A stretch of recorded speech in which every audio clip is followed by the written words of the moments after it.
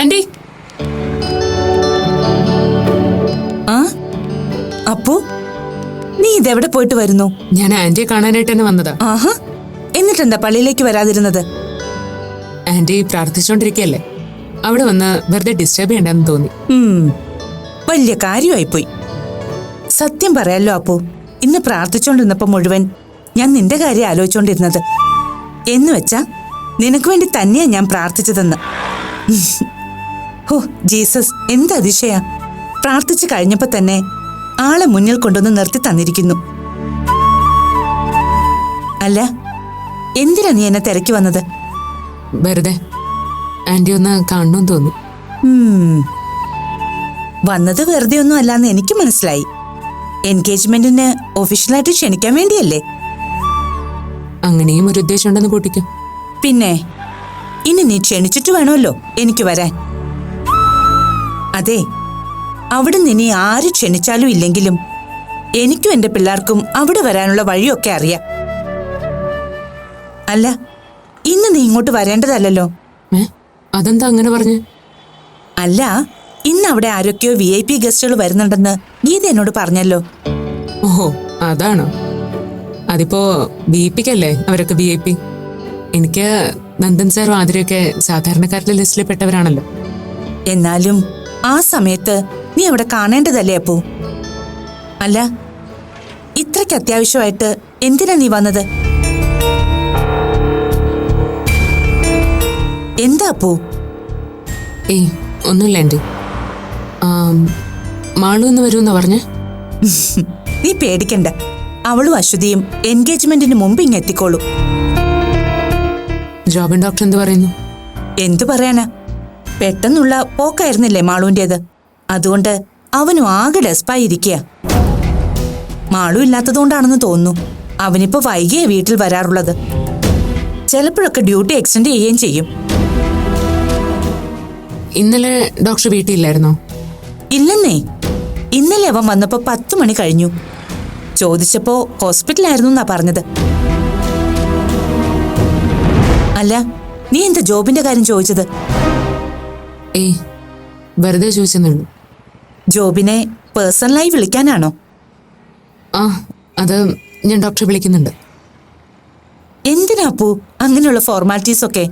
ഞാൻ പറഞ്ഞല്ലോ, നിന്റെ ഒരു കാര്യത്തിന് ഞങ്ങൾക്ക് ആരുടെയും ക്ഷണം ഒന്നും വേണ്ട. എന്താ നീ ആകെ ഡള്ളായിരിക്കുന്നേ?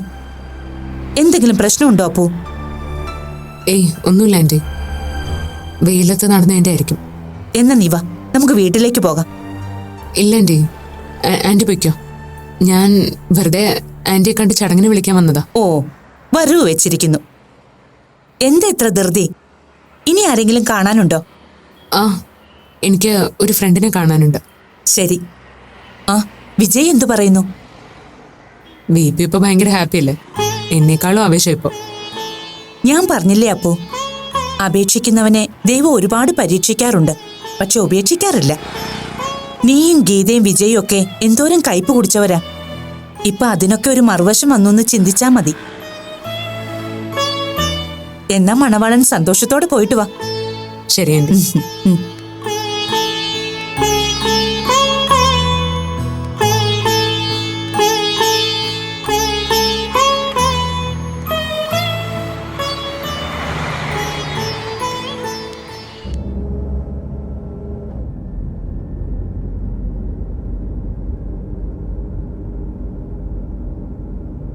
എന്താ മോളെ, നിന്റെ ടെൻഷൻ ഇതുവരെ മാറിയില്ലേ?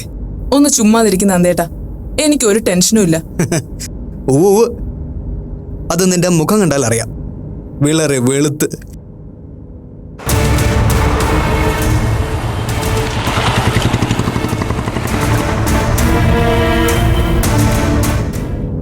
സാധാരണ പെണ്ണ് വീട്ടിലേക്കാണ് പെണ്ണ് കാണാൻ വരുന്നത്. എന്റെ പെങ്ങള് മാത്രമാ ചെറുക്കന്റെ വീട്ടിലേക്ക് പോയി ചെറുക്കന്റെ അമ്മയും അച്ഛനെയൊക്കെ കാണുന്നത്. കാലം പോയൊരു പോക്കേ. ദേ നന്ദേട്ടാ, കളിയാക്കാതിരിക്കുന്നുണ്ടോ? ഇല്ലെങ്കിൽ ഞാൻ വരുന്നില്ല. ശരി, എന്നാ പിന്നെ നമുക്ക് തിരിച്ചു പോവാം. എന്താ? ഇങ്ങനെയാണെങ്കിൽ നന്ദേട്ട ഒറ്റയ്ക്ക് അപ്പുന്റെ അച്ഛനെ കാണാൻ പോകുന്നുള്ളൂ. ചുമ്മാ ജാടയിടാതെ വെച്ചേ, അവിടെ അടങ്ങിയിരിക്കേ.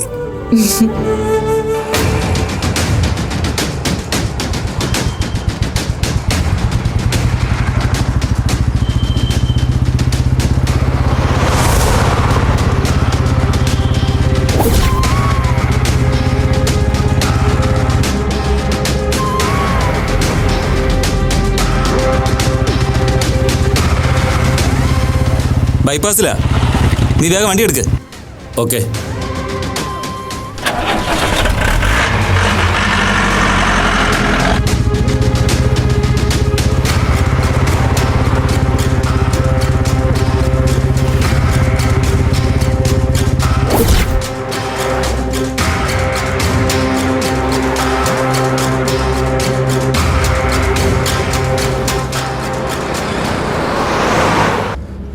നന്ദേട്ടാ, ഞാനൊരു കാര്യം പറയട്ടെ.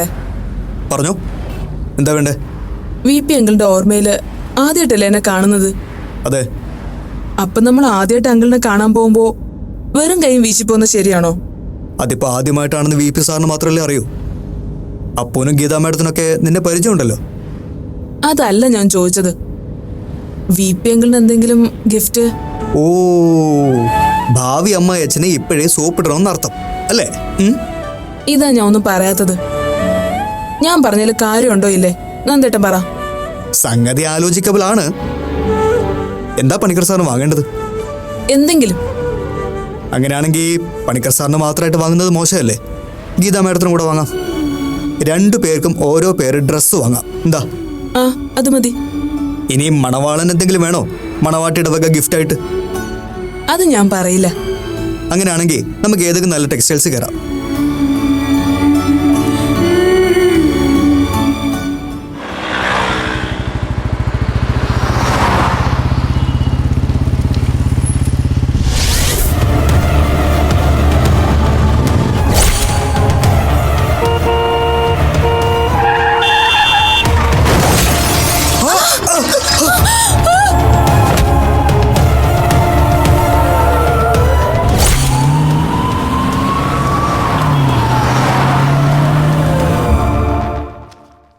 ഗീതേ, ആ എടോ ഈ ന്യൂസ് പേപ്പറൊക്കെ എവിടെ വെക്കണ്ട്?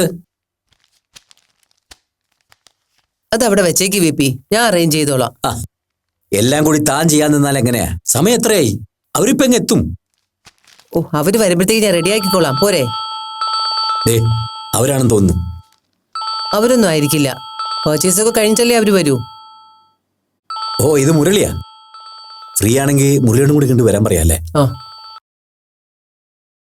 അല്ല മുരളി, VP, താൻ എവിടെയാ? ഞാൻ വീട്ടിലുണ്ട് മുരളി. ഇന്ന് നമ്മുടെ നന്ദനും അനിയത്തി കൂടി ഇങ്ങോട്ട് വരുന്നുണ്ട്. ഞാനത് തന്നോട് പറയാൻ മറന്നുപോയി. താൻ ഫ്രീ ആണെങ്കിൽ ഇങ്ങോട്ട് ഇറങ്ങ്. അല്ല, അശ്വതി മാളും വന്നോ? ഇല്ല, അവര് 2 ദിവസം കൂടി കഴിയും. ആ, എന്തായാലും നിശ്ചയത്തിന് മുമ്പ് അങ്ങ് എത്തുമല്ലോ. ഗീത അശ്വതിയെ വിളിച്ചിരുന്നെന്ന് പറഞ്ഞു.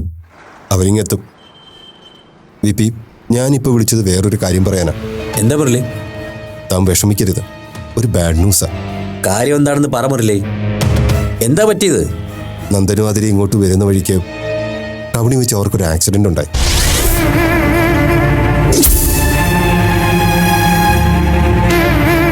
VP, എന്നിട്ട് അവർക്ക് കുഴപ്പമൊന്നുമില്ലല്ലോ അല്ലേ? കുഴപ്പമൊന്നുമില്ല. അവരെ സിറ്റി ഹോസ്പിറ്റലിലേക്ക് കൊണ്ടുപോയിട്ടുണ്ട്. മുരളി, ഡീറ്റെയിൽസ് എന്തെങ്കിലും അറിഞ്ഞോ? 2 പേർക്കും കാര്യമായിട്ട് പരിക്കുണ്ടെന്ന് അറിയാൻ കഴിഞ്ഞത്. VP ഗീതയോട് എന്തെങ്കിലും പറഞ്ഞ് 2 പേരും കൂടെ ഹോസ്പിറ്റലിലേക്ക് വാ. അപ്പൂനെ ഇത് അറിയിക്കണ്ട. ഞാൻ ഹോസ്പിറ്റലിലേക്ക് പോവാ.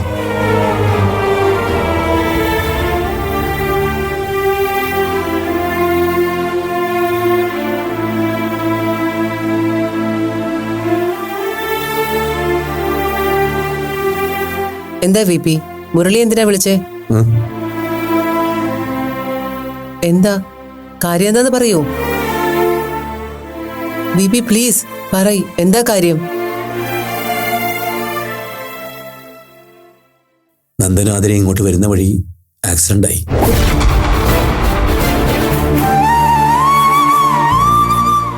എന്നിട്ട് അവരെവിടെ?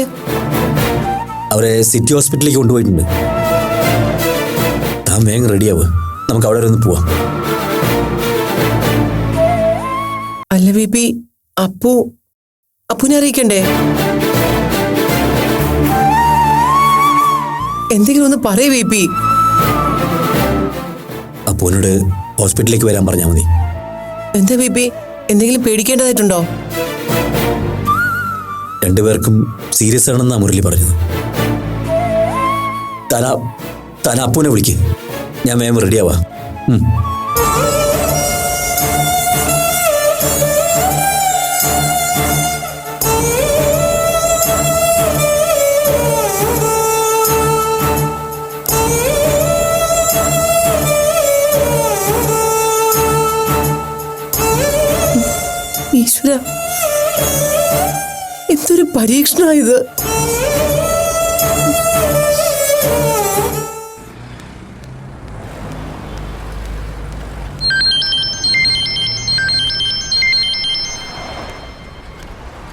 ഹലോ അമ്മേ, അപ്പു, നീ ഇതെവിടെയാ? ഞാൻ ഡെയ്സി ആന്റിയെ കണ്ടിട്ട് വീട്ടിലോട്ട് വരുന്ന വഴിയാ. അവരെത്തിയോ? ഹലോ അമ്മേ, കേൾക്കുന്നില്ലേ? ആ, കേൾക്കുന്നുണ്ട്. നന്ദൻ സാറോ ആതിരെ എത്തിയോ അമ്മേ? ഇല്ല, നീ ഒരു കാര്യം ചെയ്, ഇങ്ങോട്ട് വരാൻ നിൽക്കണ്ട. ഇപ്പോ നേരെ സിറ്റി ഹോസ്പിറ്റലിലേക്ക് വന്നാ മതി. ഞാനും വിപി അവിടെ ഉണ്ടാവും. സിറ്റി ഹോസ്പിറ്റലോ? അവിടെ എന്താ? ഒന്നുമില്ല, നീ അങ്ങോട്ട് വന്നാ മതി അപ്പു. അവിടെ വെച്ച് പറയാം. അമ്മേ, കാര്യം എന്താന്ന് പറ. ബിപിക്ക് എന്തെങ്കിലും കുഴപ്പമുണ്ടോ? ഒന്നുമില്ല അപ്പു, വരുന്ന വഴിക്ക് നന്ദനും ആതിരയ്ക്കും എന്തോ ആക്സിഡന്റ് പറ്റി. അവരെ സിറ്റി ഹോസ്പിറ്റലിൽ അഡ്മിറ്റ് ചെയ്തിട്ടുണ്ടെന്ന് മുരളി വിളിച്ച് പറഞ്ഞു. ഞാനും വിപി അങ്ങോട്ട് ഇറങ്ങുക. നീ വേഗം വരില്ലേ അപ്പു? ഹാ, ഞാൻ വരാം അമ്മേ.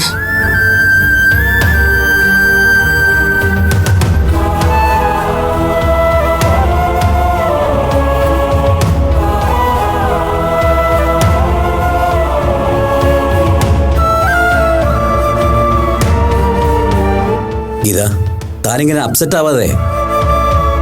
എന്ത് വന്നാലും നമുക്ക് ഫേസ് ചെയ്തല്ലേ പറ്റൂ. ചെന്ന് റെഡിയാവും. നമുക്ക് വേഗം ഇറങ്ങാം. അപ്പനോട് താൻ കാര്യം പറഞ്ഞോ?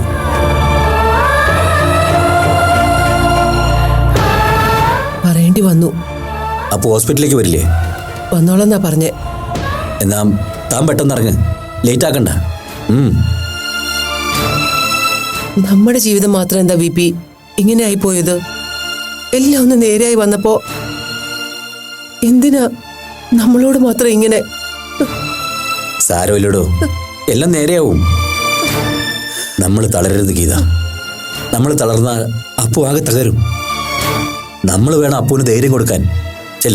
ചെന്ന് വേഗം റെഡിയാവും.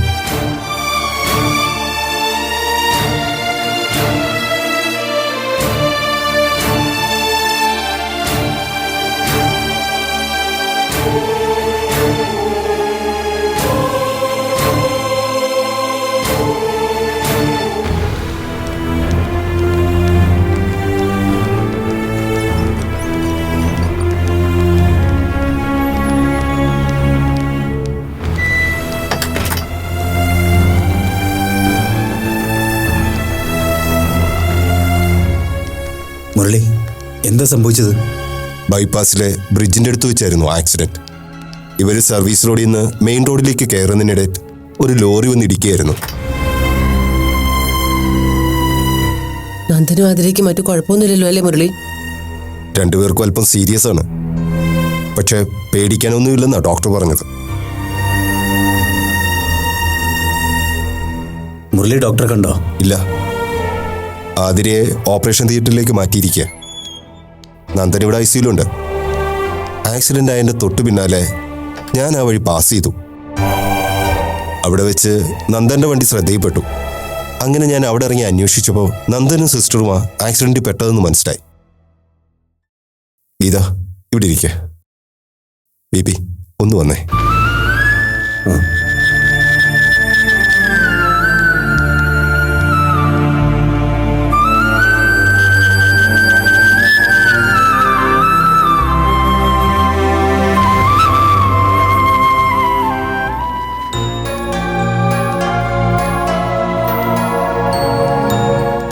ഗീതകൾക്ക് ഞാൻ കുഴപ്പമില്ലെന്ന് പറഞ്ഞതേ ഉള്ളൂ. ആക്ച്വലി നന്ദന്റെ പരിക്കുകൾ അത്ര സീരിയസ് അല്ല. പക്ഷേ എന്താ മുരളി, എന്താണെങ്കിലും പറയൂ. ആതിരയുടെ അവസ്ഥ അല്പം ക്രിട്ടിക്കലാ. രക്ഷപ്പെടുന്ന കാര്യത്തിൽ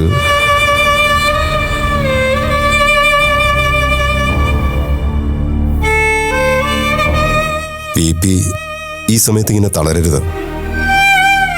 എന്തു വന്നാലും നമ്മൾ ഫേസ് ചെയ്തല്ലേ പറ്റൂ. B P ധൈര്യമായിട്ടിരിക്കുക.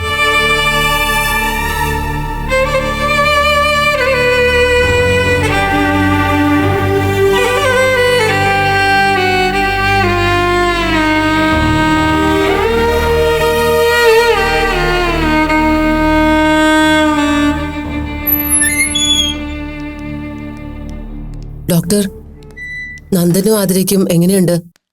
നിങ്ങൾ അവരുടെ റിലേറ്റീവാ. ആ പെൺകുട്ടിയുടെ കണ്ടീഷൻ വളരെ ക്രിട്ടിക്കലാ. ഇപ്പൊ ഓറ്റിയില്ല, ഒന്നും പറയാറായിട്ടില്ല. നന്ദൻ ആൾക്ക് നല്ല ഇഞ്ചുറി ഉണ്ട്, പക്ഷേ പെൺകുട്ടിയുടെ അത്ര സീരിയസ് അല്ല. ഡോക്ടർ, ആതിരയ്ക്ക് കുഴപ്പമൊന്നും ഉണ്ടാവില്ലല്ലോ അല്ലേ? പറഞ്ഞല്ലോ മാഡം, ആ കുട്ടിക്ക് ഗുരുതരമായി പരിക്കേറ്റിട്ടുണ്ട്. ഇവിടെ വരുമ്പോൾ തന്നെ അത്രയ്ക്ക് ക്രിട്ടിക്കലായിരുന്നു സ്റ്റേജ്. ഇപ്പോൾ ഒന്നും പറയാറായിട്ടില്ല.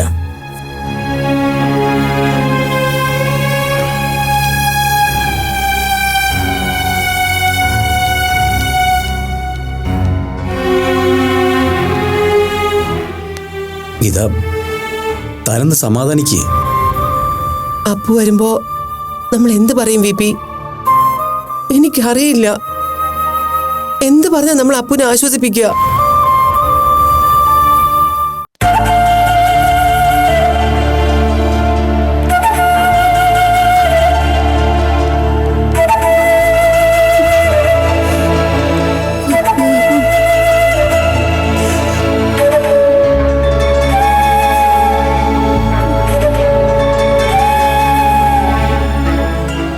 എന്താ വി പി, എന്താ അവർക്ക് പറ്റിയത്?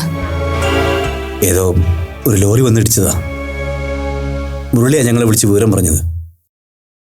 ആതിരയ്ക്ക് നന്ദൻ സാറിനിപ്പോ എങ്ങനെയുണ്ട്? കുഴപ്പമില്ല, ഐസിയുലാണ്. പേടിക്കാനൊന്നുമില്ലെന്നാ ഡോക്ടർ പറഞ്ഞത്.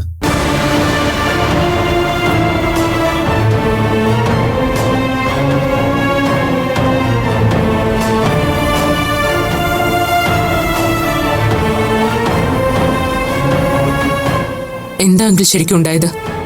എവിടെ വെച്ചായിരുന്നു? അത് ബൈപ്പാസിലുള്ള ബ്രിഡ്ജിന്റെ അടുത്ത് വെച്ച്. നന്ദ സർവീസ് റോഡിൽ നിന്ന് മെയിൻ റോഡിലേക്ക് കയറുന്നതിനിടെ സംഭവിച്ചതാ. അങ്കിൾ സത്യം പറയാ, രണ്ടുപേർക്കും കാര്യമായിട്ട് എന്തെങ്കിലും? അത് അപ്പൊ നീ വിഷമിക്കരുത്. ആതിരയുടെ പരിക്കല്പം സീരിയസാ. എമർജൻസി സർജറിക്ക് കയറ്റിയിരിക്കുക. എന്ന് വെച്ച് പേടിക്കാനൊന്നുമില്ല. നീ ധൈര്യമായിട്ടിരിക്കുക.